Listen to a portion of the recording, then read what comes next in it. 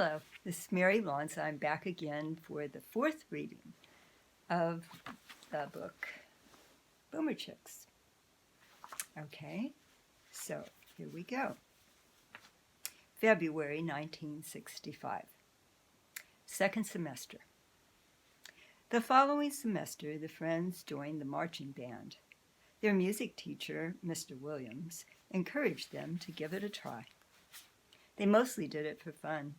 George played the timpani, Rich the bass drum, Bob the bassoon, and Fred played the snare drum.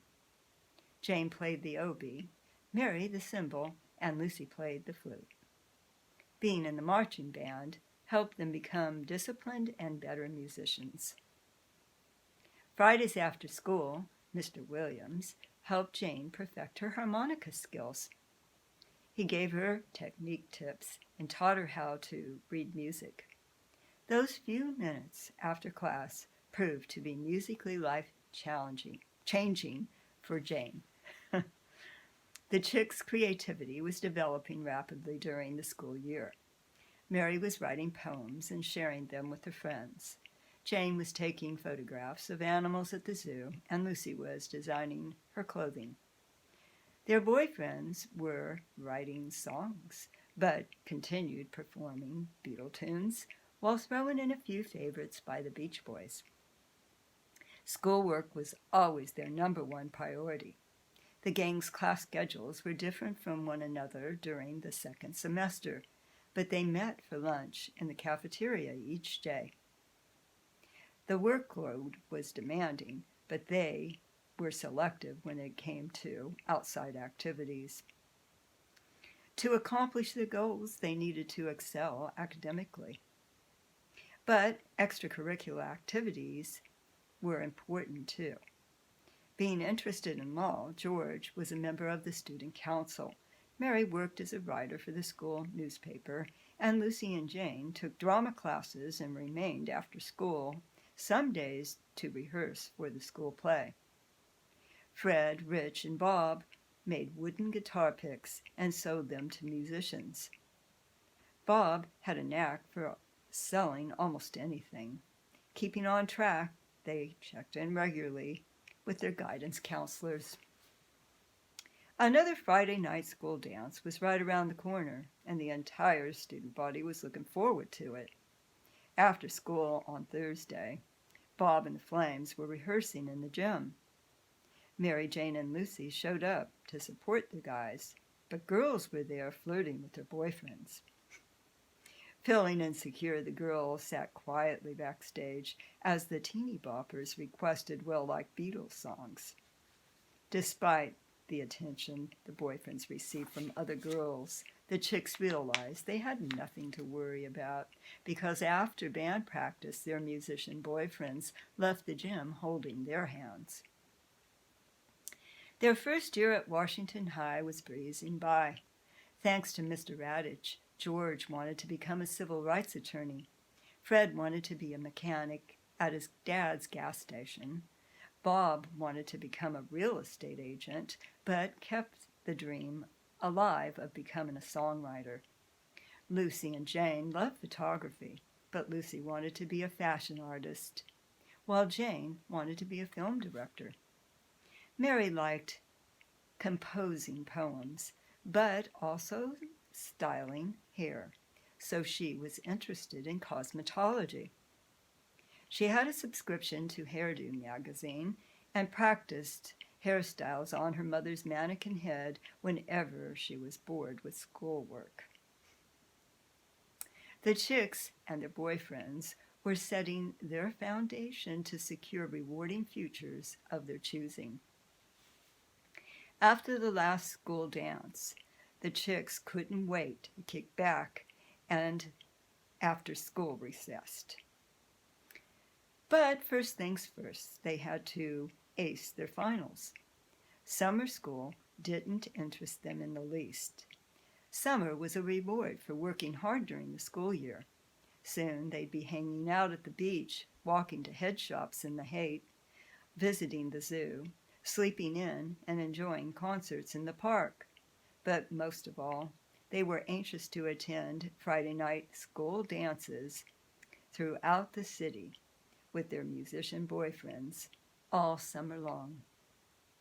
Bob and Jane's dads were janitors at the dealerships along Auto Row on Van Ness Avenue. Their parents supported the Congress of Racial Equality, CORE, and joined with them to protest discrimination. It was unfair to deny Black Americans higher-paying jobs. Desegregation was an uphill battle for CORE supporters in the early 60s. When their friends weren't allowed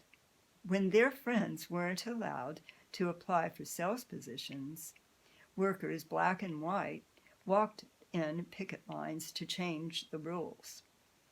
The Congress of Racial Equality was struggling to bring about equal rights for African American citizens in America.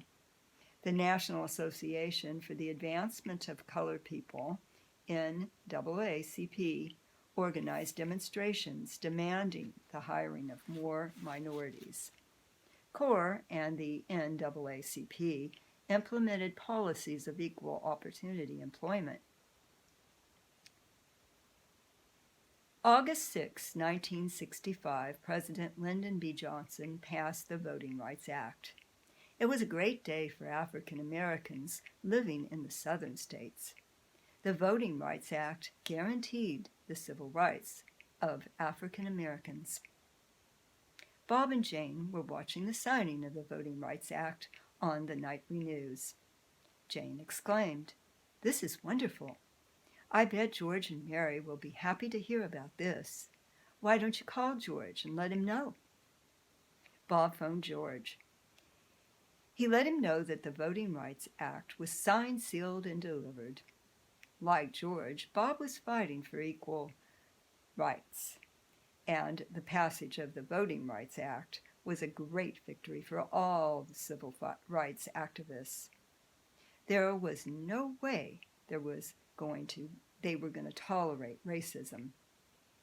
The Voting Rights Act of 1965 was important because it expanded the 14th and 15th Amendments. Although they were young and too young to vote themselves, they supported the right to vote for all citizens 21 years and older. I'm finding out it's hard to read a story without stumbling a little bit. Okay, so should I continue or should I not? No, I think I'm just going to talk to you for a little bit. Chapter 2 is where we'll come tomorrow to be here reading part 5, but this is part 4. It's a short one today. Now I'd like to talk to you about this wonderful news that we received on the weekend. That Vice President Biden is now our president-elect, and our beautiful, beautiful state senator has become the vice president-elect of the United States. And it's so wonderful for Kamala Harris. I'm stumbling again. I'm not prone to doing this kind of thing, I guess. But anyway, I'm hoping that you're enjoying the story, and if you would like to read it all on your own without me stumbling all over the place, I encourage you to go to my website, www.marylonza.org, and click on Amazon, Barnes & Noble, what have you, and get yourself a copy of whichever book you want that's available right now. Right now, Losing the Boomer Blues is available, and so is Boomer Chicks. So those two in the trilogy of Losing the Boomer Blues are available for you to purchase if you so desire. Although I'm not advocating that you do that. I'm just simply saying that you can if you would like to get a good read all by yourself, and a quick one at that. It's very quick. This one's only going to take you about an hour and a half to read. And the prior one will probably take you 2 hours.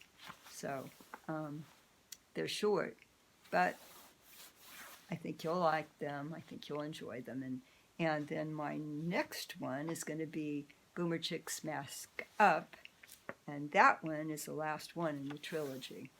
So anyway, I am saying sayonara for now and hoping to see you later, right here tomorrow, and hoping that I don't stumble as much as I did today. It's just this chill in the air and dressing really warm inside a house and all that makes me stumble. I need my cup of coffee or a cup of tea. You have a nice day. Ciao.